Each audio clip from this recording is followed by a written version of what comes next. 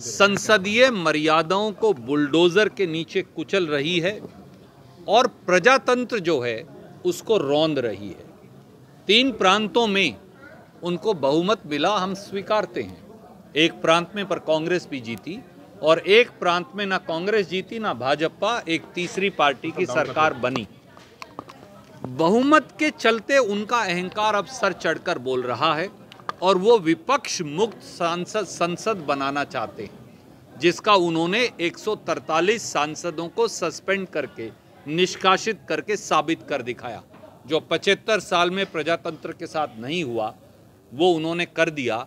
मोदी सरकार ने प्रजातंत्र का चीरहरण किया है और इस चीरहरण की सज़ा हर युग में मिलती है और मोदी सरकार को भी देश के लोग प्रजातंत्र के चीरहरण की सजा अवश्य देंगे। कह रहे हैं कि संसद की अगली सीटें खाली हो जाएंगी। सांसद ने उपराष्ट्रपति जगदीप धनखड़ की।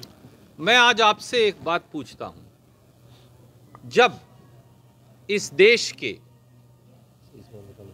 लाखों किसान पलवल के बॉर्डर पर, दूसरी तरफ सोनीपत के बॉर्डर पर और तीसरी तरफ रेवाड़ी के बॉर्डर पर या गुड़गांव के बॉर्डर पर कह लीजिए, जब लाखों किसान न्याय मांगने दिल्ली के दरवाजे पर दस्तखत दे रहे थे और भारतीय जनता पार्टी के लोग उनको उग्रवादी, नक्सलवादी, अराजक तत्व बता रहे थे, तो अब किसान का अपमान नहीं हो रहा था। जब 700 किसान शहीद हो गए और भारतीय जनता पार्टी ने संसद के अंदर, लोकसभा और राज्यसभा दोनों में उनको श्रद्धांजलि भी अर्पित करने नहीं दी, एक सांसद खड़ा नहीं हुआ, प्रधानमंत्री खुद खड़े नहीं हुए, तो क्या किसानों का, शहीद किसानों का अपमान नहीं हुआ था?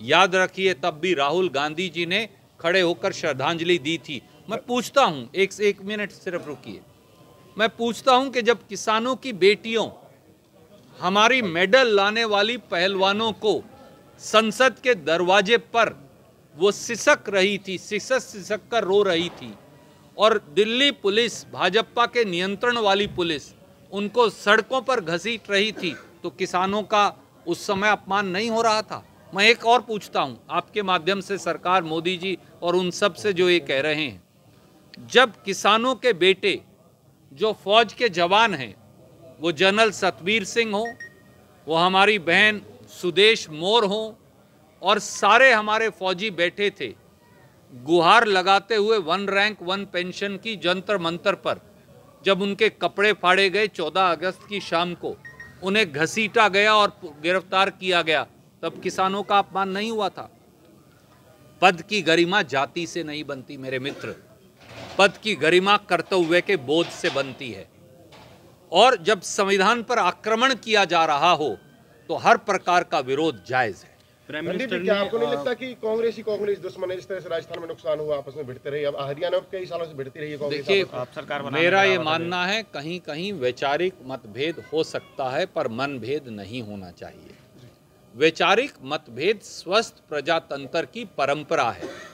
क्या आप चाहते हैं कि कांग्रेस भी भाजपा जैसी बन जाए, जहां वसुंधरा राजे जी निमंत्रण का इंतजार करती रहें, जहां ओम बिड़ला जी मुख्यमंत्री पद के निमंत्रण का इंतज़ार करते रहें, जहां पूनिया जी, चाहे वो अब कामयाब पूरे नहीं हो पाए हों, निमंत्रण का इंतज़ार करते रहें और एक पहली बार के विधायक को मुख्यमंत्री बना दिया जाए 7वीं श्रेणी से, 7वीं लाइन से लाकर, केवल इसलिए कि वो मोदी जी की स्टैंप के अनुरूप चलेंगे।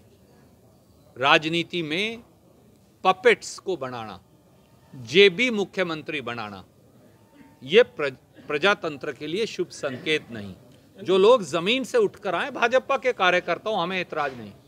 यहाँ भी तो हमारे पंडित जी 40 साल तक नारनौल, महेंद्रगढ़ से लेकर चंडीगढ़ तक संघर्ष करते रहे, पर जब बारी आई तो एक लॉटरी खुली, उसमें श्री मनोहर लाल खट्टर का नाम लिखा मिला, जो कभी हरियाणा भाजपा के लिए जिन्होंने कभी काम ही नहीं किया था। कम से कम हर पार्टी को, हमारी पार्टी नहीं, उनकी मर्जी है वो किसी को बनाए, पर हर पार्टी को जो उनमें ज़मीन से जुड़े संघर्ष करने वाले लोग हैं उनको मौका देना चाहिए।